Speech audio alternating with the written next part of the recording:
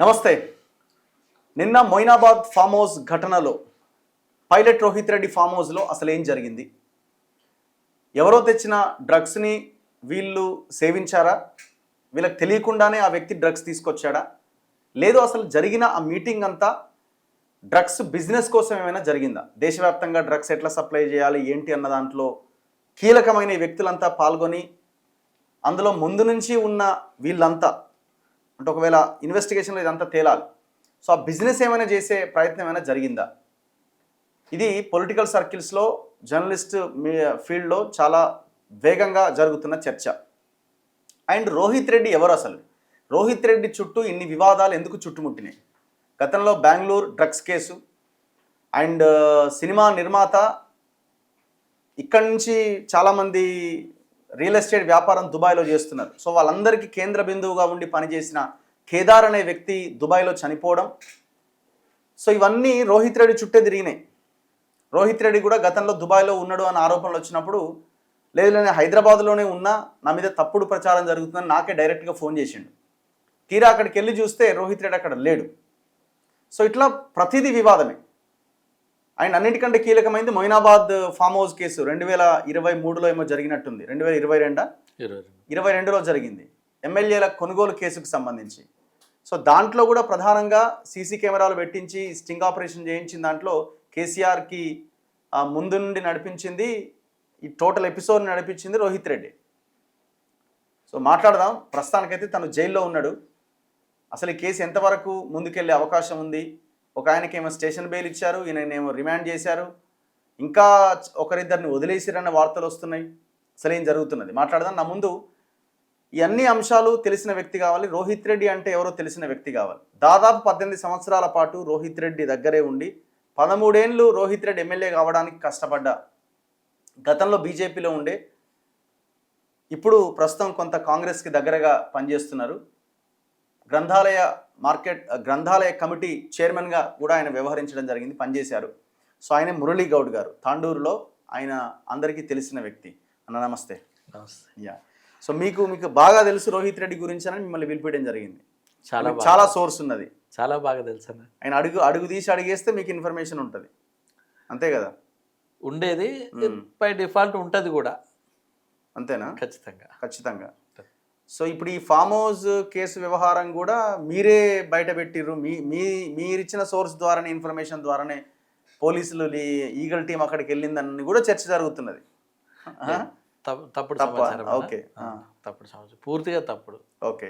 So మీకేమి ముందు information ఏం లేదన్న. నాకు రాత్రి 11:30కి ఎవరో ఫోన్ చేసి ఇట్లా అయింది కదా అని చెప్తూ బాధపడి ఒక మాట అయితే విన్నాను. అన్న నీ ఉసురు తగిలిందన్న, ఎన్నడో అన్నావు, నువ్వు అన్నంత పని అయింది, డ్రగ్స్ అని నువ్వు చెప్తే ఎవరు నమ్మలేడు, ఇప్పుడు మళ్ళీ డ్రగ్స్లే పట్టుబడ్డాడు. 11:30కో 11:40కో ఆ టైంలో ఎవరో కావాల్సిన సన్నిహితుడు ఫోన్ చేస్తేనే నాకు తెలిసింది తప్ప అంతకుముందు లేదు. నేను ఆ టైం చిల్లర పనులు చేసేవాడిని కూడా కాదు. ఓకే. ఎవరంటే స్ట్రైట్ ఫైటే. ఇప్పుడు మీరు 18 years అతనితో కలిసి ఉన్నారు కదా. సో 18 years టైంలో తిను డ్రగ్స్కి అలవాటు పడ్డాడు అనే అనుమానం ఎప్పుడైనా వచ్చిందా? అన్న అతను ఎమ్మెల్యే అయినంత వరకు కూడా మిగతా అన్ని రకాల యూత్కి ఉండాల్సిన అలవాట్లు ఉండే, చెడు అలవాట్లు అయినా కూడా కన్సిడరబుల్ అలవాట్లు ఉండే. అదేలేండి. దాని తర్వాత ఎప్పుడైతే నాకు బాగా గుర్తుంది, మీ దగ్గర ఈ 3 years కింద కూడా నేను బీజేపీలో ఉన్నప్పుడు మీ దగ్గర నేను వచ్చి ఇంటర్వ్యూ చేయడం జరిగింది, ఓన్లీ రిగార్డింగ్ దిస్ ఎమ్మెల్యేల కొనుగోలు. ఆ రోజు చెప్పి నేను అసలు ఎమ్మెల్యే కొనుగోలు అనేది ఒక స్టోరీ, అది ఫేక్, ఇది ఒక ఫిక్షన్ క్రియేట్ చేసినంటే సమాజం ఎవరు నమ్మలే అప్పుడు. అసలు నేను అనుకుంటే నేనే మొదటగా చెప్పింది అది, ఇది తప్పుడు సమాచారము, ఇది ఇట్లా జరిగింటుంది అని చెప్పిన నేను అన్న. ఓకే. ఆ రోజే ఏం అనుమానం ఉండే మీకు? నేను ఆ రోజు మీకు చెప్పినాను. ఎందుకంటే అప్పటి వరకు నేను ఎక్కడ రోహిత్ రెడ్డి అనే వ్యక్తి గురించి కానీ ఇంకొకరి గురించి కానీ నేను అనుకుంటే ఈ 3 సంవత్సరాల్లో మొదటిసారి ఆయన పేరు నేను తీసుకుంటున్నా, ఆయన ఎమ్మెల్యే అయిన తర్వాత. ఓకే. అప్పుడు కూడా నేను చెప్పిన, ఎందుకంటే పని కట్టుకొని అమిత్ షాని, మోడీతో పాటు బండి సంజయ్ గారిని వీళ్ళందరినీ తిడుతుంటే ఒక పార్టీ కార్యకర్తగా బాధ అనిపించడంతో పాటు ఒక సాటి మనిషిగా బాధ అనిపించింది. అంటే నల్ల బట్టలు వేసుకొని మాలలుండి నేను అబద్ధాలు చెప్తే నేను వచ్చి ఆ రోజు మీ ముందర చెప్పిన, అదే నల్ల బట్టలు వేసుకొని వెళ్ళి నేను డ్రగ్స్ తీసుకోలేదని ప్రమాణం చేయమని చెప్పి భాగ్యలక్ష్మి టెంపుల్ దగ్గర ఛాలెంజ్ చేసిన నేను ఆ రోజు చెప్పిన, డ్రగ్స్ తీసుకోలేదు, డ్రగ్స్ సంబంధం లేదని నువ్వు ఛాలెంజ్ చేయమని చెప్పేసి గట్టిగా అడిగిన నేనే ఆ రోజు. అంటే 3 సంవత్సరాల కిందటనే నాకుంది డైరెక్ట్లీ ఆర్ ఇండైరెక్ట్లీ నేను జైల్లో ఉన్నప్పుడు అంటే మొదటిసారి కాదు రెండోసారి నేను ఆయన గెలిపించిన పాపానికి శివస్వాములతో పాటు మాలల్లో శివస్వాములతో పాటు నన్ను కూడా జైలుకి పంపించిన రోజు జైల్లోకి వెళ్ళి బయటికి వెళ్ళిన ఫస్ట్ మాట నేనేం చెప్పినంటే అవలక్షణాలు ఉన్నటువంటి వ్యక్తి, అన్ని చెడు లక్షణాలు ఉన్నటువంటి వ్యక్తి, సమాజానికి పనికిరాని వ్యక్తిని నేను ఇన్ని సంవత్సరాలు మోసినందుకు దేవుడు నాకు శిక్ష చేసిండు, జైలుకి పంపించిండు అని చెప్పిన. ఆ రోజు కూడా చెప్పింది ఏంటంటే తొందరలో బట్టలు చదువుకోపోతావు ఎన్నడో రోజు అని చెప్పేసి. ఆ రోజు అవలక్షణాలని అన్నిటికీ అలవాటు పడ్డాడు అని చెప్పేసి సూటిగా చెప్పిన. రెండవది రాష్ట్ర వ్యాప్తంగా సంచలనం ఏమైందంటే ఒక 200-300 మంది యూత్కు డ్రగ్స్ ఇచ్చిన ఇంటి మీద దాడి చేయించండి ఒకసారి. చాలా పెద్ద దాడి అది. మారణాయుధాలతో దాడి చేస్తే దాంట్లో అంతా డ్రగ్స్ తీసుకుంటే ఆ రోజు చెప్పి నేను మళ్ళీ ఆ టైంలో కూడా నేనేం చెప్పిన, అరే నేను నన్ను అన్న అంటుంటే కదా, నేను తమ్ముళ్ళలాగా చెప్తున్నా, నీవు సమాజానికి పనికిరావు, నువ్వు చీడపురుగు, నువ్వు చెడిపోయినావు, నువ్వు డ్రగ్స్ దందా చేసుకుంటావా, వ్యభిచారం చేసుకుంటావా, ఏమైనా చేసుకో, వెళ్ళిపోయి నువ్వు తాండ్రకు పనికిరావు అని చెప్పినటువంటి వ్యక్తి నేను. ఆ రోజు అంత అటాక్ అయినప్పుడు భార్య పిల్లలంతా వణికిపోతున్న టైంలో కూడా నేను సమాజానికి చెప్పిన, ఆయనకు కూడా ఇతూ చెప్పిన, వద్దు నువ్వు ఇక సమాజానికి పనికిరావు, నువ్వు వెళ్ళిపో, బిజినెస్ చేసుకో, ఈ రాజకీయం ఎందుకు చేస్తావని మళ్ళీ కంటెస్ట్ చేసిండు. తాండ్రంతా ఆయన రిజెక్ట్ చేసిండు. ఇప్పుడు మీకు ఎట్లా అనుమానం వచ్చింది డ్రగ్స్ అని? తను దాని డ్రగ్స్ తీసుకున్నాడని మీరు ఎట్లా అంత ఇదిగా చెప్పగలరు? చాలా సంవత్సరాలు కలిసిన తర్వాత అన్నీ తెలియకపోయినా చాలా తెలుస్తాయి. వద్దని చెప్పిన, డ్రగ్స్ అనే కాదు చాలా విషయాలు వద్దని చెప్పిన, ఒక అన్నలాగా చెప్పిన, ఓ మిత్రునిలాగా చెప్పిన, ఒక కుటుంబ సభ్యులాగా చెప్పిన. వినప్పుడు నేను పక్క జరిగిన తప్ప అంతకుమించి పెద్ద ఇదే. నిన్న జరిగిన ఫామ్ హౌస్ ఘటనలో అసలు ఏం జరిగిందని మీ అనుమానం? మీకు ఎంతో కొంత సోర్స్ ఉంటుందని మిమ్మల్ని పిలిపించిన, మీరు ఏమైనా ఫ్యాక్ట్స్ ఏమన్నా మీ దగ్గర ఉన్న సీక్రెట్ ఇన్ఫర్మేషన్ ఏమైనా మాకు చెప్తారేమో అన్న? సోర్స్ ఏం లేదు, అందరికి తెలిసిన సోర్సు మీ ఛానల్ ద్వారా తెలిసిన సోర్సే. కానీ నాకు ఒక ఇది ఉంది, అంటే మన దగ్గర ఉన్న పిల్లోడు కానీ, మన అన్నదమ్ములు కానీ, మన మిత్రుడు కానీ ఏ టైంలో ఎట్లా రియాక్ట్ అవుతాడని చెప్పేసి చేయగలిగిన శక్తి అందరికి ఉంటుంది, నాకు కొంచెం ఎక్కువ ఉంది. ఓకే. సో జనరల్గా ఎవరైనా చెప్తారు, హే ఆట అయిపోయి వీడు ఈట అయిపోయి వాడు అబద్ధాలు మాట్లాడతాడు, వీడు ఇట్లా చేస్తాడు అంటే, అట్లా చేస్తే ఏంటంటే అన్న జనరల్గా చాలామంది మిత్రులు ఉంటారు, మీకైనా నాకైనా ఎవరికైనా కూడా. ఒక్కసారి కలుద్దామంటేనే ఒక్కసారి వారము 10 రోజులు నెల 6 నెలలు అయితే కూడా కలవలేము, దగ్గరనే ఉంటాం మళ్ళీ. అటువంటిది ఒక వీకెండ్ పార్టీకి ఒక అతనేమో ఎంపీ స్థాయిలో ఉన్నటువంటి వ్యక్తి ఆంధ్రప్రదేశ్ నుండి వస్తాడు, ఇంకొక అడ్వకేట్ కర్ణాటక నుండి వస్తాడు, ఇంకో అతను జైపూర్ నుండి ఢిల్లీ నుండి వస్తాడు, ఇంకో ఆమె ఇంకొక నుండి వస్తుంది. వీళ్ళకి ఎవరికి సంబంధాలు లేవు. ఒకటి అదే దూరం కిలోమీటర్ల దూరం అందరు ఫ్లైట్లలో వచ్చిన వాళ్ళే. మళ్ళీ అందరు కలిసి కూడా అదేమో బర్త్డే పార్టీ కాదు, దాంట్లో ఉన్న వాళ్ళు ఎవరి బర్త్డే లేదు, ఎవరి పెళ్లి లేదు, ఎవరి ఏ ఫంక్షన్లు లేదు, ఏ కారణం లేకుండా అందరు ఒక దగ్గర కలిసిందంటే అది వీకెండ్ మీటింగ్గా ఒక వ్యాపారం మీటింగ్ అనేది మనం ఎక్స్పెక్ట్ చేయొచ్చు. సో డ్రగ్స్ బిజినెస్ అనేది ఒకటి వినబడుతున్నది, నిజంగా అది ఉందా? ఉండొచ్చు అనే చెప్పాల్సి వస్తుంది అన్న. ఎందుకంటే ఇన్ని సంవత్సరాలుగా గతంలో నేను ఈరోజు చెప్తలేను, ఫస్ట్ బెంగళూరు కేసు అయినప్పుడు కూడా మేమిద్దరం కలిసే ఉన్నాం. నేనే బెంగళూరుకి వెళ్ళినా, మీకు ఆ రోజు చెప్పిన, ప్రెస్ వాళ్ళని తీసుకొని ప్రయాణం చేసినాం. అప్పటి నుండి అంటే సుమారుగా నీవు ఎమ్మెల్యే అయిన సంవత్సరం నుండి అంటే ఒక 6 సంవత్సరాల నుండి drugs drugs drugs drugs drugs drugs ఏడ డ్రగ్స్ పేరు వెళ్ళినా అది రోహిత్ రెడ్డి పేరే ఎందుకు రావాలా బయటికి వస్తుందంటే, ఎక్కడో ఒక దగ్గర లేకపోతే ఎందుకు వస్తుంది అనేది సహజంగా ఉంది. సరే ఫార్చునేట్లీ అప్పుడు అట్లా జరిగింది, మొన్న జరిగింది. రీసెంట్గా మీ సందర్భం కూడా చెప్పాలా, నేను మొన్న మున్సిపల్ ఎలక్షన్స్ పూర్తయినాయి, మా ఎమ్మెల్యే గారితో పాటు నేను కూడా ఉన్నా. వెళ్ళిన తర్వాత అక్కడ ఒక మీడియా పాయింట్ దగ్గర వెళ్ళి మాట్లాడడానికి వస్తున్నాడు. సరే అది ఏదో టెక్నికల్ ఇష్యూ, మంచిగా చెడ, నేను దట్ సైడ్ పోను. కానీ ఆయన థ్యాంక్స్ చెప్పి వస్తున్న టైంలో ఈ పెద్ద మనిషి వచ్చాడు. రావడంతోనే నేను కార్లో చూస్తున్నా, ఇట్లా బాడీ షేక్ అయ్యి వెళ్తున్నాడు. నేను కార్లో కూర్చొని చూస్తున్నాను, నేను వెళ్ళలే ఎమ్మెల్యే గారితో. జనాలను తీసుకొని మీరు ఆ రోజు వీడియోలు అన్నీ కూడా చాలామంది చూసిండ్రు, ఇట్లా కాళ్ళు చేతులు వణుకుతున్నాయి, వణికిపోయి ఒక పోలీస్ ఆఫీసర్ని, ఒక ఎస్ఐని కాలర్ పట్టుకొని చెప్పడం, ఒకటి గొంతు పట్టుకోవడము, అరవడము, ఎమ్మెల్యే మీదకి అటాక్ చేయడానికి వెళ్ళిపోవడము. దాని తర్వాత కూడా నేను మీదకి వస్తుంటే పారిపోతున్నానని చెప్పడము. ఇటువంటివన్నీ చూసిన తర్వాత వెంటనే సాయంత్రం ఒక ప్రెస్ మీట్ పెట్టినాం మేము. మా డీసీసీ అధ్యక్షుడు మీరు కూర్చున్నప్పుడు జనరల్గా ఏం జరిగింటుంది అంటే, నేను ఒకటే చెప్పిన, ఏం లేదన్న, వ్యక్తి మీ మీదకి రాలే. ఎందుకంటే అక్కడ ఆయన గౌరవప్రదమైనటువంటి స్థాయి, ఒక 60 years 6 పదులు ఉన్నటువంటి ఎమ్మెల్యే ఆలోచన చేయగలుగుతాడు. అక్కడ ఉంటే పద్ధతి కాదని ఆయన నిదానంగా బయటకు వచ్చాడు.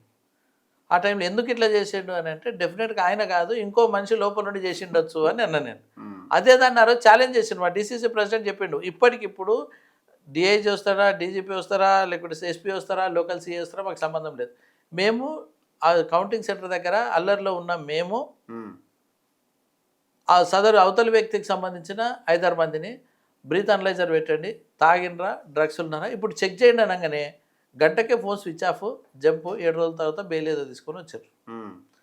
సో ఇది ఎందుకు చెప్తున్నానంటే ఈ సంఘటన ఈ రోజుదే అనుకుంటే తప్పు అవుతుందన్న. 6 ఆయన సంవత్సరాల నిన్న నుండి కూడా వస్తున్నాయి. సంతకం పెట్టాల్సి ఉండేనేమో పోలీస్ స్టేషన్కి వెళ్ళి ఎవ్రీ మండే ఏదో every Monday condition conditional bail condition ఏదో బెయిల్. ఇచ్చారు. Yeah. అంటే మీరు బెంగళూరులో కేసు అయినా మీ పేరే వస్తుంది. బెంగళూరులో ఏం జరిగింది? బెంగళూరులో జరిగినప్పుడు ఒక ఫిలిం ప్రొడ్యూసర్ వాళ్ళ కూతురు బర్త్డే కోసం అని చెప్పేసి చాలామంది ఇక్కడ నుండి వెళ్ళిండ్రు. దాంట్లో కొద్దిమంది ఎమ్మెల్యేలు ఉన్నారు అన్నారు. ఉమ్, దాంట్లో ఈయన పేరు కూడా ఉందని అన్ని దీంట్లో వచ్చినప్పుడు అప్పుడు నేను కూడా బెంగళూరు వెళ్ళేసి ఏందని అనుకున్నాం. సరే కొన్ని ఇక మీరు చెప్పాల్సినవి ఉంటాయి, ఆయనతో ఉన్నారు కాబట్టి కొన్ని చెప్పాల్సినవి ఉన్నాయి కాబట్టి ఉమ్, అప్పుడున్న పరిస్థితుల్లో అయితే బయటపడ్డది.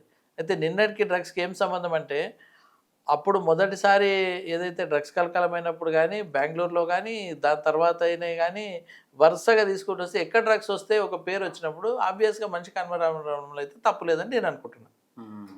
ఇప్పుడు నిన్న జరిగిన దాంట్లో ఎవరో ఒక వ్యక్తి సిమ్లా నుంచి వచ్చిండు. ఆ వ్యక్తి తీసుకొచ్చి ఎవరో డ్రైవర్ ఆర్ సెక్యూరిటీ జేబులో పెట్టిండు. దాన్ని అంతా వాళ్ళు తిన్నారు, తాగిర్రు, పీల్చిర్రు ఏదో అంటున్నారు. అది కేవలం 2 గ్రాములే ఉంది అంటున్నారు. ఇప్పుడు గతంలో ఎప్పుడైనా సిమ్లాకు ఎక్కడైనా ప్రాంతానికి రోహిత్ వెళ్ళిన సందర్భం ఉండేనా? అయితే నాకు మొన్న ఈయన సిమ్లా నుంచి వచ్చింది అంటున్నారు కదా. అవును, సిమ్లాకు చెందిన ఒక వ్యక్తి ద్వారా అతను కర్ణాటక సంబంధించి నేను ఏదో సరే, పేపర్ కర్ణాటక సంబంధించిన సిమ్లా నుండి తెచ్చిందని తెచ్చినారు. అంటున్నారు. నాకున్న మొన్న ఈ 10 days సబ్స్క్రైబింగ్ ఉన్నప్పుడు కూడా రోహిత్ రెడ్డి అనే వ్యక్తి ఢిల్లీలో కాకుండా సిమ్లాలో ఉన్నాడు అనేది నాకు కొంత ఇన్ఫర్మేషన్ అంటే జనాలు చెప్పడము, సోర్సెస్ చెప్పడంతో విన్నాను. అంతకుమించి ఇదేం లేదు. కానీ ఏదేమని ఉన్నానా నేనేం చెప్తున్నానంటే వివిధ రాష్ట్రాల నుండి వచ్చినటువంటి ఒకరికొకరు చుట్టాలు కాదు, బంధువులు కాదు, ఏజ్ గ్రూప్ కాదు, సేమ్ వ్యాపారం కాదు, ఏ సంబంధాలు లేనటువంటి వ్యక్తులంతా 9 మంది కూర్చొని డ్రగ్స్ తీసుకున్నారని పాజిటివ్ వచ్చిన తర్వాత దాన్ని ఏ రకం ఉంటుంది? పెళ్లి సంబంధం మాట్లాడడానికి వచ్చిందా, ఏమన్నా బర్త్డే కేక్ కట్ చేయడానికి వచ్చిందా? అట్లేం లేదే. మరి ఇంకా ఏం జరిగి ఉంటుంది అక్కడ? అండ్ ఇంకొకటి తేలాలి. ఇప్పుడు 2 గ్రామ్సే ఉంది అంటున్నారు. అందరికి 6గురికి ఏమో పాజిటివ్ వచ్చింది అంటున్నారు. మరి ఆ 2 గ్రామ్స్ 6గురికి సరిపోతుంది అన్నది కూడా మరి అంటే డ్రగ్స్ ఎంత కన్స్యూమ్ చేయాలో నాకు కూడా తెలియదు. కానీ మనం ఏమనుకుంటామంటే 2 grams అంటే ఒక సైన్స్ స్టూడెంట్ నేను కూడా, మనము సైన్స్ ల్యాబ్లోకి వెళ్ళినప్పుడు టైట్రేషన్ స్కేల్ ఇవన్నీ చేసినప్పుడు మేము వేయి చేస్తే 2 grams అంటే ఇంతే కదా. మరి ఇంతమంది ఆల్రెడీ పాజిటివ్ వచ్చింది తీసుకున్న తర్వాత కూడా మిగిలింది అంత ఉందంటే మరి ఇంతది ఎంతమంది చేశారంటే మరి దూరం నుండి ఏమైనా వాసన చూస్తే కూడా అయిపోతుందేమో. 12 grams వరకు ఉంటే ఎవరైతే వినియోగదారులు అంటే వాళ్ళ బాధితుల కిందనో ఇంకో దాని కిందనో కేసు పెడతారు అనుకుంటున్నాను. అబౌట్ 12 grams ఉంటే పెడ్లర్ కింద అమ్ముతున్న వాళ్ళ కింద కేసు పెడతారు. అవును. అయితే ఇప్పుడు ఆ కేసు అయితే లేదు మరి ఇప్పుడు.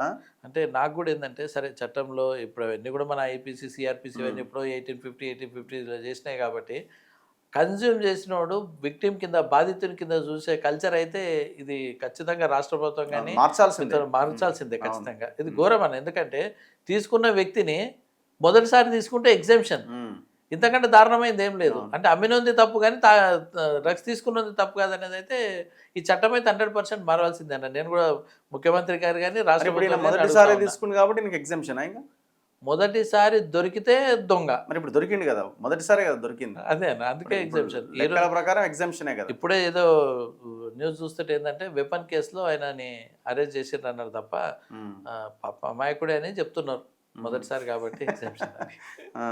కానీ ఏదో జరిగిందని అయితే అనిపిస్తుంది కదా మీకు. మాకైతే చాలా క్లియర్ కనబడుతున్నది. ఇప్పుడు సాయంత్రం దాకా హడావుడి చేసి చివరికి ఒక ఆయనకి ఏమో స్టేషన్ బెయిల్ ఇస్తారు, ఒక ఆయన్ని జైల్లో వేస్తారు. ఇప్పుడు ఒకవేళ కనుక అదే మీ చాలామంది అనుమానం వ్యక్తం చేసినట్టు అది బిజినెసే అనుకోండి, అది బిజినెస్ కోసమే, ఆ డ్రగ్ బిజినెస్ కోసమే జరిగిన మీటింగ్ అనుకోండి, ఇప్పుడు బయటికి వెళ్ళిన వీళ్ళంతా సాక్షులను ప్రభావితం చేస్తారు ఖచ్చితంగా. అంతే కదా, ఖచ్చితంగా. డ్రగ్స్ అనేది ఒక మాఫియానా జనరల్గా. వాళ్ళు ఏం చేస్తారు అనుకుంటే వాళ్ళు ఇది ఒక్కటే కాదు, ఇక్కడ నుండి కదిలిస్తే పైన ఒకసారి ఇది కలిస్తే తీగలాగితే డొంకంతా కదులుతుంది అనే ఉద్దేశంతో జనరల్గా ఎవరైనా దాన్ని సర్దడానికే ప్రయత్నం చేస్తారు కాబట్టి అందులో భాగమే ఇదంతా అని నేను అనుకుంటున్నాను. కానీ ఏదైనా ఏ సంబంధం లేని వ్యక్తులు అంటే ఒక 15 రోజుల కింద కూడా నమిత్ శర్మ అంటే ఎవరో బీజేపీ ఆయనది కూడా అందరిని పెట్టుకొని పెద్ద మనిషి కేక్ కట్ చేసిండు. ఆయన బర్త్డే సెలబ్రేషన్స్ తాండూలో చేసిండు ఆయన absence లో. ఓహో, నమిత్ శర్మ లేకుండానే. లేకుండానే ఆయన ఢిల్లీలో కూర్చున్నాడు, పక్క వాళ్ళంతా పల్లి క్లాప్స్ కొడుతూ కేక్ కట్ చేసి హ్యాపీ బర్త్డే సంతోషం పెడితే, నేను ఎవరో ఈ గొప్ప ఫ్రెండ్ అని చెప్పేసి ఆ గూగుల్లో సెర్చ్ చేస్తే ఆయన ఏదో H1 వీసాలు అవి ఇవి చేస్తాడు, ఆయన రియల్ ఎస్టేట్ చేస్తాడు, ఢిల్లీలో ఉంటాడు, రాజస్థాన్ అదని తెలిసింది. చాలా గొప్ప వ్యక్తి. ఎందుకంటే ఇంత రాత్రి పగలు కష్టపడి ప్రాణాలకు తెగించి జీవితాలు పాడు చేసుకున్న వాళ్ళకంటే ఇట్లా బిజినెస్లో పరిచయమైన వాళ్ళ బర్త్డేలు కూడా ఇంత బాగా చేస్తారని చెప్పేసి ఇప్పుడు సంతోషం ఇంకొకటి దుబాయ్ లింక్స్ ఉన్నాయి అన్నది ఒక చర్చ. గతంలో కేదార్ చనిపోయిండు, హై డోస్ తీసుకున్నాడు, ఏదో మొత్తానికి ఆయన చనిపోయిండు అనే వార్తలు వచ్చినాయి. సో అప్పుడు పెద్ద చర్చ అయింది, మేమే చాలా వీడియోలు చేసినాం. ఆయన హైదరాబాద్లో కాదు దుబాయ్లోనే ఉన్నాడు రోహిత్. అప్పుడే ఆయన ఎవరు ఇప్పుడు మెదక్ ఎంపీగా ఉన్న ఆయన కొడుకు మ్యారేజా, మ్యారేజ్ అయిపోయిన తర్వాత అనుకుంటాను మ్యారేజ్ సార్ రిసెప్షన్. అప్పుడు నా మీద కూడా అన్నారు, తొలివేలు రవి గారికి మురళీ సోర్స్ ఇచ్చింటాడు, నాకేం సంబంధం. నాకు రోహిత్ ఫోన్ చేసిండు అప్పుడు, ఫోన్ చేసి లేదు నేను దుబాయ్లో కాదు, నేను హైదరాబాద్లో నా ఇంట్లోనే ఉన్నా అని అన్నాడు. అయ్యుండొచ్చు కానీ వీడియో రిలీజ్ చేయమన్నా నేను, కానీ వీడియో కూడా ఏం రిలీజ్ చేయలే. కానీ అన్న ఒకటేనే కాదు, ఇప్పుడు దానికి దీనికి ఏమైనా లింక్స్ ఉన్నాయి? ఎందుకంటే ఇక్కడ నుంచి చాలా మంది రోహిత్ లాంటి వాళ్ళు, చాలా మంది పొలిటీషియన్స్ ఇక్కడ సంపాదించిందంతా అక్కడ రియల్ ఎస్టేట్ వ్యాపారంలో పెడుతున్నారు. కేదార్ వాటన్నింటిని చూసుకుంటుంటాడు. తను దుబాయ్లో ఉన్నది మాత్రం వాస్తవం అన్న. చాలా రోజులు ఉన్నాడు. ఈ మధ్య నా కేసు అయిన తర్వాతనే దుబాయ్కి వెళ్ళట్లేదని కొద్దిమంది, దుబాయ్కి వెళ్తే ప్రాబ్లం అవుతుంది అనేది చర్చ అయితే పాస్పోర్ట్ సీజ్ చేశారు కదా. ఇప్పుడు మొన్న మున్సిపల్ ఎలక్షన్లో జరిగిన కేసులో పాస్పోర్ట్ సీజ్ చేసి అయి ఉండొచ్చు అన్న. పూర్తి స్థాయిలో దాని ఇన్ఫర్మేషన్ లేదు, కానీ నేను ఒక్కటైతే చెప్తున్నాను. సహజంగా నేను ఒక రియల్ ఎస్టేట్ వ్యాపారిని అయితే ఏం చేస్తా అంటే, నాకు వెస్ట్ మారేడుపల్లిలో ల్యాండ్ ఉందంటే అటు వెళ్ళిపోతా, శంషాబాద్లో ఉందంటే అటు పోతా, ఇటు సైడ్ ఉప్పల్ అంటే ఉప్పల్ పోతా, కోకపేట అంటే కోకపేట సైడ్ పోతా. ఈ వ్యాపారం ఎక్కడ జరుగుతుందో అక్కడ తిరగడం అనేది వ్యాపారస్తుని లక్షణం. మరి ఎక్కడ తిరిగినా దుబాయ్ పోయిన అదే డ్రగ్స్ కేసు వస్తుంది, బెంగళూరు పోయిన అదే డ్రగ్స్ వస్తుంది, ఈరోజు షిమ్లాది అదే వస్తుంది, మొయినాబాద్లో కూర్చొని అదే వస్తుంది. అంటే మరి దేనికి సంబంధించింది? దీనికి సంబంధించింది చూస్తే బాగుంటుందని నేను అంటున్నానా. సరే, ఆయన మీద కంప్లైంట్ చేసే కంటే కూడా నేనేమనుకుంటున్నా అంటే, మా దగ్గర మీకు మీ సందర్భంగా నేను చెప్పాలా, మీరు ఒకసారి నేను జనరల్గా సోషల్ మీడియా వాడడం పూర్తిగా మానేసిన. ఓకే. అయితే మొన్న ఒక నెల రోజుల కిందట ఒక పేరెంట్ ఫోన్ చేసిండు, రాష్ట్ర స్థాయిలో మంచి ఇంటలెక్చువల్, పేరు చెప్తే గుర్తుపట్టాడు, స్టేట్లో ఉన్నాడు. తను నాకు ఫోన్ చేసి ఏం చెప్పిండంటే, ఆయన కొడుకు పరిస్థితి ఏంటంటే డ్రగ్స్కు అడిక్ట్ అయిపోయి, నేను తర్వాత మీకు ఫోటోస్ చూపిస్తాను, ఆయన పంపించినాయి, ఏడ్చే పరిస్థితి, ఏడ్చి ఈ పుణ్యం అంతా మీ తాండ్రుదే, ఏం తప్పు చేసినావు, నా కొడుకు ఇంత ఇంటలెక్చువల్, నేను చూపిస్తాను ఫొటోస్ ఇవన్నీ కూడా. వాడు ఒక తండ్రిగా నేను పోయి వానికి రోజు ఇంత మందు తప్పి పండబెట్టాల్సిన పరిస్థితి ఏర్పడ్డది మురళి. చాలా పుణ్యం కట్టుకున్నారు, కష్టపడిన కొడుకు ఏమైంది పూర్తిగా ఎలక్షన్ కంటే ముందు, మొన్న అసెంబ్లీ ఎలక్షన్స్ కంటే ముందు ఒక 8 నెలలు అతను తాండ్రులో మంచి డ్రాఫ్టింగ్, బ్యూటిఫుల్ స్క్రిప్ట్ రాయగలుగుతాడు, ప్లాన్ చేయగలుగుతాడు, ఇంటలెక్చువల్, ఒక ఆర్గనైజేషన్స్ నడుపుతున్నటువంటి వ్యక్తి, చాలా టీవీ ఇంటర్వ్యూస్ అవన్నీ ఇస్తాడు, మీరు చూస్తే షాక్ అవుతారు ఆయన డ్రాఫ్టింగ్ అని. ఆయన పెట్టుకుంటే అడిక్ట్ అయ్యిందని ఆయన చెప్పడం ఏంటంటే, సరే మావాడు ఎట్లా పాడేది అని చెప్పేసి తాండ్రులోనే ఉన్నాడు ఒకరి ఎలక్షన్ రోహిత్ ప్లానింగ్ చేయడానికి. రోహిత్ దగ్గర ఉందా? ఇక అంతే కదన్నా, మా దగ్గర అయితే లేడు అంటే. తండ్రి చెప్పిన మాట, ఎలక్షన్ టైంలో ఒక 5-6 నెలలు మొత్తం డ్రగ్స్కి అడిక్ట్ అయిపోయాడు. ఇప్పుడు డ్రగ్స్ తీసుకుంటే కానీ ఉండే పరిస్థితి లేదు. నా కొడుకు చనిపోవడానికి కేవలం ఏకైక కారణం తాండూరు ఎలక్షన్ నిలబడ్డ పెద్ద మనిషే. కానీ నేను ఇప్పుడు ఏం చెప్పలేకపోతున్నాను, ఎందుకంటే అతనున్న పరిస్థితుల్లో నన్ను చంపేస్తాడు, నేను ఆ ఇంట్లో పెట్టేసి నేను బయట ఉంటున్నా అని చెప్తున్నాడు తండ్రి. ఆ రోజు బాధ అనిపించింది. ఇంకొక చిన్న ఎగ్జాంపుల్ చెప్తానా. ఒక ఇంటి ముందర వస్తే ఆ రోజు నేను ఫేస్బుక్లో 2 ఇన్సిడెంట్లు చెప్పిన. ఆ రోజు చెప్పాల్సిన కారణం ఏంటంటే, ఆ రోజు మద్యం మత్తులో ఒక పిల్లలు ఒకరినొకరు వచ్చేసుకున్నారు తాండ్రులో. ఆ రోజు బాధ అనిపించింది. అవి చూసిండగానే మళ్ళీ ఫేస్బుక్ దాన్ని ఇన్స్టాల్ చేసి నేను లైవ్ పెట్టాల్సి వచ్చింది. వద్దు, దండం పెడతాం మీకు అంత, ఈ తాండ్రులో ఏమవుతుంది ఇంతకు, ఈ డ్రగ్స్ నిషాలు ఏమేమి చేస్తున్నారు. వాడు వచ్చేసి, అన్న ముస్లిం క్యాండిడేటు, ఆ రోజు చెప్పిన, నేను లెంత్గా చెప్పాను కానీ ఒకటే, అందరు తాండ్రులకు తెలుసు, మిగతాలకు తెలుసు. అన్న, నా ఇంట్లో మా పాపను పెట్టే పరిస్థితి లేక మా చుట్టాల దగ్గర పెట్టించిన, నా 2 కొడుకులు డ్రగ్స్కి అలవాటు పడరన్న. ఇంటికి వస్తే ఆ తల్లి తెలియదు, చెల్లె తెలియదు, భార్య తెలియని పరిస్థితులు ఉన్నారు. ఏమైనా చేసేసి డ్రగ్స్ బంద్ చేయిండు అన్న తాండూరులో. నాకు ఎమ్మెల్యే దగ్గరికి పోతే ఆడు ఎవరెవరు ఉంటారు కలవాడు, కాబట్టి మీరు సపరేట్ కల్పిస్తే నేను ఆయన కాలు మొక్తా అని చెప్పేసి నా ఇంటికి వచ్చి చెప్పిన వ్యక్తి. ఈ 2 ఇన్సిడెంట్లు చనించలేక నేను ఒకటి ఇది పెట్టిన. అది పెట్టి కూడా జస్ట్ 2 months కూడా కాలేదన్న, 2 నెలలు కాలేదు. ఈరోజు మళ్ళీ అదే పరిస్థితి. అదే తాండ్రులో ఒక పిల్లోడు వాడు ఎట్లా చనిపోయిండో కానీ నాకైతే పూర్తి స్థాయిలో డౌట్ ఉంది. వాడు పెడ్లర్ కింద చేసింటాడేమో డ్రగ్స్ తాగి. వాడు చనిపోయిన తర్వాత 4 days వరకు బాడీ డీకంపోజ్ అయినంత వరకు తాండ్రులో తెలియదు. మా ఇంటి మీద అటాక్ చేసిన పిల్లోడే. బాబా 4 days వరకు డీకంపోజ్ అయ్యి స్మెల్ వస్తే పక్క వాళ్ళు తీసుకొని వచ్చారు. వాడు ఆ రోజు మా ఇంటి మీద అటాక్ చేసినప్పుడు డ్రగ్స్ తీసుకొని అటాక్ చేసినప్పుడు వాడు కూడా ఉన్నాడు ఆ పిల్లోడు. అంటే చనిపోయిన ఎవరు ఇక ఇంట్లో పెట్టేసినారేమో. పెట్టేసాను. 4th day తర్వాత వచ్చి మున్సిపాలిటీలో పక్క వాళ్ళు ఎవరో చూసి చేసాను. అంటే ఎంతమంది చనిపోతున్నది. నేను ఒక వ్యక్తిగా రాజకీయంగా మాట్లాడతలేను అన్న. మా నాన్న టీచర్, నా వైఫ్ టీచర్, నేను లెక్చర్గా చేసినాను. 100 మందికి పిల్లలు చెప్పినాం, ఆర్గనైజేషన్స్ నడిపినాం, స్టూడెంట్ ఆర్గనైజేషన్ నడిపినాం స్టేట్ లెవెల్ వరకు. ఈ బాధతో ఏంటంటే ఏమైపోతా తాండ్రనే అయితే మాకు చాలా భయం ఉందన్న. భయం ఉంది, బాధ ఉంది. సో ఇప్పుడు ఆ రోజు జరిగిన ఈ ఫామ్ హౌస్ ఎమ్మెల్యేల కొనుగోలు కేసులో కూడా మనోడే కదా మెయిన్ ఇది. Obviously కదా అన్న, కెమెరాలు దాంట్లో పెట్టించి అంత వ్యవహారం నడిపించింది. అన్న ఈ రోజు ఇప్పుడు వచ్చేటప్పుడు నేను చూస్తున్నా గోవాల బాలరాజు గారు చెప్పిండ్రు. ఆ రోజు నేను రివర్స్ చేయడానికి పోయినా ఈయన చేసిన పాపాలు ఆయనకు ఉసురు తగులుతున్నాయి అన్నాడు. నేను కూడా నేను స్టేట్మెంట్ 100 సార్లు చెప్తా.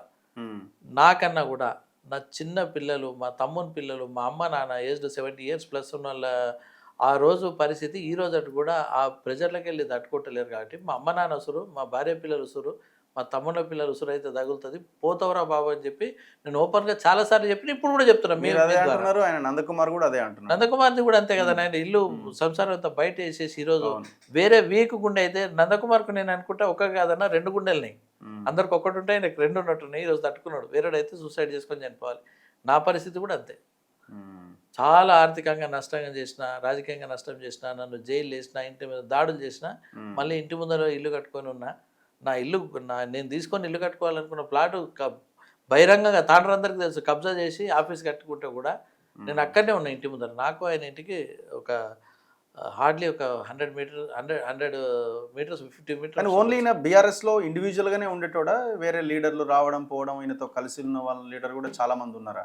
నాకు దీనికంటే కూడా విశ్వేశ్వరరెడ్డి గారు చెప్పిన వీడియోలు అటువంటివి చూస్తే ఆయన చాలా బాగా చెప్పింది ఈయన గురించి. నేను ఎందుకంటే కలిసి ఉన్నప్పుడు మిత్ర ద్రోహం ఆయన చేయగలిగింది. కానీ నేను ఇప్పటికి కూడా చెప్పాలనుకుంటే అసలు ఎవరికి ముఖం కూడా చూపించుకోలేడు. నేను వద్దనుకునే కాదు. ఎందుకంటే ఒకరు చేసిన తప్పుడు పనులు, చిల్లర పనులు, లేదా అసలు ఎందుకంటే పార్టీ ఇంతవరకు ఆయన సస్పెండ్ చేయాలి కదా. ఇప్పుడు దొరికిండు జైలుకు పోయిన వ్యక్తిని పార్టీ సస్పెండ్ చేయాలి కదా. పార్టీ సస్పెండ్ చేయకపోతేనా నేను సూటిగా చెప్తున్నా, నేను ధైర్యంగా సూటిగా చెప్తున్నా. కేసీఆర్ గారు వస్తే ఆయనకు ఒక ఇమేజ్ ఉండేది. కేసీఆర్ మాట్లాడిన మాటకు ఒక వాల్యూ ఉంటుండే. కేసీఆర్ చెప్పిన సబ్జెక్ట్కి ఒక వాల్యూ ఉంటుండే. కేసీఆర్ ఫస్ట్ అండ్ లాస్ట్ చెడిపోయింది ఏదంటే అంటే ఫోన్ ట్యాపింగ్ కేసే. అది స్టార్ట్ అయింది ఇదే ఫామ్ హౌస్కి వెళ్ళి. Same Moinabad farm house. Yes, BRS party సత్యనాశ కావడానికి, గట్టిగా చెప్పాలంటే సర్వనాశనం కానికే అక్కడి నుండే బీజం పడ్డది. అక్కడి నుండే ఎమ్మెల్యే కొనుగోలేసు, దాని తర్వాత ఫోన్ ట్యాపింగ్ కేసు. ఇన్ని సంవత్సరాలుగా పాపం పెద్ద మనుషులు కేటీఆర్ గారు కానీ, కేసీఆర్ గారు కానీ, హరీష్ రావు కానీ పోలీస్ స్టేషన్లో మెట్లెక్కాల్సిన పరిస్థితికి వచ్చిందంటే ఇదే. దీనికి కర్త కర్మ క్రియ, కర్మ అదే ఫామ్ హౌస్. ఆడికెళ్ళి టీఆర్ఎస్ ప్రభుత్వం. కానీ ఆయన బీజేపీలోకి వెళ్ళడానికి ప్రయత్నం చేసినప్పటి నుంచే కదా కేసీఆర్ దాన్ని గుర్తించి పట్టుకున్నాడు అన్నది. ఏది ఏమైనా సెంటర్ అయితే అదేనా? సెంటర్ అదే ఫోన్ ట్యాపింగ్ కేసు. ఈయన కారణమే టీఆర్ఎస్ ప్రభుత్వమే కూలిపోయింది. ఈరోజు ఈ డ్రగ్స్ కేసులో కూడా మళ్ళీ ఈరోజు అన్ని పార్టీలు కూడా ఆ పార్టీ పెద్ద మనుషుల్ని టార్గెట్ చేస్తున్నాయి. పాపం నిన్న కూడా విన్నాను. నేను కూడా గాంధీభవన్లో ప్రెస్ మీట్లో మా ఎమ్మెల్యే గారితో ఉన్నాను. బయట కూడా లీడర్లు కానీ మిగతా సోషల్ మీడియాలో ఎక్కడ చూసినా కూడా ఏమంటారంటే దీనికి కారణం కేటీఆర్ అంటారు. అవునో కాదో నేను చెప్పాను, కానీ ఆ పేరు తేవడానికి కారణం సస్పెండ్ చేసి ఉంటే అయిపోయేది కదా. 100%. ఇంకా కూడా పెట్టుకుంటే వదిలిపెట్టామని చెప్పాలి కదా వీళ్ళు. ఒకటి మన ఇంట్లో ఒకరి కారణంగా తప్పుడు పేరు వస్తుందంటే ఇంట్లో కోడళ్ళను కూడా పంపిస్తున్నారు, కూతుర్లను కూడా బయటికి పంపిస్తున్నారు, కొడుకులను కూడా బయటికి పంపిస్తారు చెడ్డ పేరు వస్తాయి. అటువంటిది పార్టీ నాశనం కానీ ఇంకా కారణం ఉన్న క్యాండిడేట్ ఇంకా మోస్తున్నారంటే చాలా కూడా ఓపిక ఉన్నది పెద్ద కేసీఆర్ గారికి. రితేష్ రెడ్డిది ఏంది? ఆయనదే గన్ ఆయనదే అంటున్నారు కదా. నిన్న దాంట్లోనే ఉందని చెప్తున్నాను. లైసెన్స్ ఉంది వాళ్ళకి, ఆయనకు ఉంది, వాళ్ళ అన్నకుంది, అందరికి ఉంది. ఈయన తమ్ముడు కూడా ఇదే పనా, ఇదే దందాలు ఉంటాయా? నాకు చాలా తక్కువ అటాచ్మెంట్. అయినా బయట ఎక్కువ మందితో రితేష్ నైస్ పర్సనే, మంచోడే. రోహిత్ రెడ్డి కూడా చెడ్డోడని నేను అనను, కానీ చెడు లక్షణాలు వచ్చినని మంచోడు కూడా అనలేము. ఇప్పుడు ఎవరైనా ఈ మంచు విష్ణు మనోజ్ గొడవలో కూడా మనోడే ఉన్నాడు అన్నది ఒక వార్త వచ్చింది కదా, ఏదో ఆబ్వియస్ land వస్తుంది కి అన్న. పొద్దున్న సంబంధించిన- లేస్తే ఆ మంచు మనోజ్ ప్రతి వీడియో వెనుక ఈయన పిఏలు పిఎస్లు గన్మెన్లు కనిపిస్తుంటే, ఆయన పెళ్లికంత కాన్వాయ్లు వెహికల్ అని ఈయనే పోతుంటే, ఆ ఇంట్లో మంట పెట్టింది మనోడు కాదని చెప్పేసి ఎట్లా నీకు వస్తుంది? ఆ, మోహన్ బాబు ఇంట్లో మాట- ఆబ్వియస్గా వస్తుంది. అంతేనా? ఏదో ఒక ల్యాండ్కి సంబంధించిన గొడవ దీంట్లో ఉన్నాడు ఒకటేనా మనోడు ఇటువంటి influence చేసేదాన్ని ఇటువంటి రిసార్ట్ ఒకటి వికారాబాద్లో పెట్టాలన్నప్పుడు మంచు మనోజ్ వచ్చినప్పుడు నేను కూడా ఉన్నా, అక్కడ ప్లాన్ చేసిండ్రు. దాని తర్వాత మరి ఎందుకు ఏ కారణంతో ఆగిపోయిందో కానీ దాన్ని తీసుకొని వచ్చేసి అదేదో ఎంఎం ఎంటర్టైన్మెంట్ సిటీ అని అదే దాంట్లో వీళ్ళ తమ్ముని పేరు మంచు మనోజ్ది పెట్టేదో పెట్టిండ్రు. అది అక్కడ షిఫ్ట్ చేసిండ్రు. దాని తర్వాత మాకు కమ్యూనికేషన్ లేకుండా అయిపోయింది. కానీ అసలు యాక్చువల్గా అది అనంతగిరి ప్రాంతంలో పెట్టాలని మంచు మనోజ్ వచ్చినప్పుడు కూడా నేను కూడా ఉన్నా. Okay okay. సో దాంట్లో ఇవన్నీ చూస్తే కూడా ఏమనిపిస్తుంది, ఆ మోహన్ బాబు గారు మాట్లాడుతూ ఆయన కూడా ఒక మాట అన్నారు, ఎవరో లీడర్ బాబు ఒక లీడర్ నేను జడుపుతున్నాడు రా అని అన్నప్పుడు, ఆయన ఏడ పేరు చెప్పకుండా కూడా ఇట్లా కళ్ళు మూసుకొని వింటే ఆ ఫేస్ ఎవరిది కనిపించాలో అదే కనిపించింది. అది జరిగిందన్న. సో ఏం చెప్తారు మీ మీ తాండూరు నియోజకవర్గ ప్రజలకు ఏం చెప్తారు? అన్న నేనైతే ఒకటి చెప్పగలుగుతున్నా, నేను ఒక ఎడ్యుకేటెడ్ ఫ్యామిలీ. నేను చెప్పిన కదా, మా ఫాదర్ కానీ వైఫ్ కానీ నాకు పిల్లనిచ్చిన మామ కానీ లెక్చరర్గా మేమంతా అదే ఫీల్డ్ నుండి వచ్చినాము. ఫుల్ టైం పొలిటీషియన్స్ కాము. కానీ తాండూరు మీద నాకు కూడా ఒక పిచ్చి ప్రేమ ఉన్నది, చాలా పిచ్చి ప్రేమ ఉంది. అది ఎందుకైందో తెలియదు. ఇంచు మీద ఏ డెవలప్మెంట్ కాలేదని చెప్పేసి అవగాహనటువంటి వ్యక్తిని. అదే ఒక కారణంతో ఒక యూత్ అనేటోడు దీంట్లోకి వస్తే బాగుంటుంది, పాలిటిక్స్లోకి వస్తా అని చెప్పేసి కష్టపడి అనేక అవమానాలు, ముఖ్యంగా వాళ్ళ కుటుంబ సభ్యులతోని, ఒక మనిషి అనేటోడు ఎవడు కూడా ఒక మాట అంటే పోడు, అంతకంటే అవమానాలు వాళ్ళ ఇంటితో భరించి చీకొట్టించుకొని ఒకనొక స్థాయిలో మెడలోటి బయటికి దొబ్బే పరిస్థితికి తీసుకొని వచ్చినాక కూడా నేను అనుకున్న లక్ష్యం కోసం పనిచేసినాం. ఒక కమ్యూనిటీ గెలిపించింది అది అంటారు. ఎవరైనా సరే ఈరోజు గడ్డ మీదకి ఎక్కిన తర్వాత వాళ్ళు ఏమైనా మాట్లాడచ్చు, కానీ తాండూరులో ఆ ఫలానా వ్యక్తి గెలవడానికి మురళీ కారణం అనేటోడు ఆ యాసిడ్లు వేసి కడిగినా ఆ పేరు అయితే పోదు. సో అది ఉంది. కానీ నేను ఇప్పుడేం చెప్తున్నానంటే, నేను మళ్ళీ ఆ రోజు నా మీద దాడైన సందర్భంలో చెప్పిన, నేను జైల్లోకి వెళ్ళి వచ్చినప్పుడు చెప్పిన, నేను ఈరోజు కూడా చెప్తున్నా, ఒక వ్యక్తి కంపల్సరీ రాజకీయాలు చేయాల్సిన పని లేదు, మంచిగా బతికితే చాలు. ఇన్ని బ్లేమ్ అయిన తర్వాత ఇంత సొసైటీలో తప్పుడు దృష్టితో చూసుకున్న సమయంలో వద్దు. నేను నా దగ్గర నేను కాలేజీలు నడిపిన కదా, 100 మంది స్టూడెంట్స్ ఉంటారు కదా, వాళ్ళకైనా ఒక మాట చెప్పాలి కదా. నేను అది కూడా చెప్తున్నా, పెద్దలాగా మంచి హ్యాపీ లైఫ్ బతకాలనుకుంటే వెళ్ళిపోవాలి, ఎక్కడన్నా వెళ్ళిపోయి హ్యాపీ లైఫ్ ఉండాలి తప్ప ఇలాంటి పరిస్థితి ఇంత చెడ్డ పేరు మోసిన తర్వాత కూడా వద్దు. బయటకు వచ్చిన తర్వాత ఇది కక్షపూరితమైన కేసే అని అంటాడేమో మరి.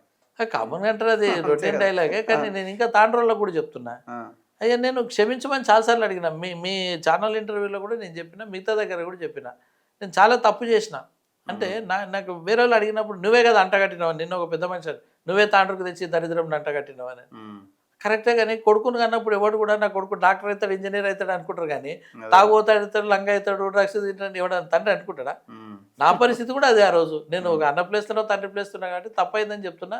తాండ్రోళ్ళకు కూడా చెప్తున్నా, దయచేసి చాలామంది మన దగ్గర ఇబ్బంది పడుతున్నారు.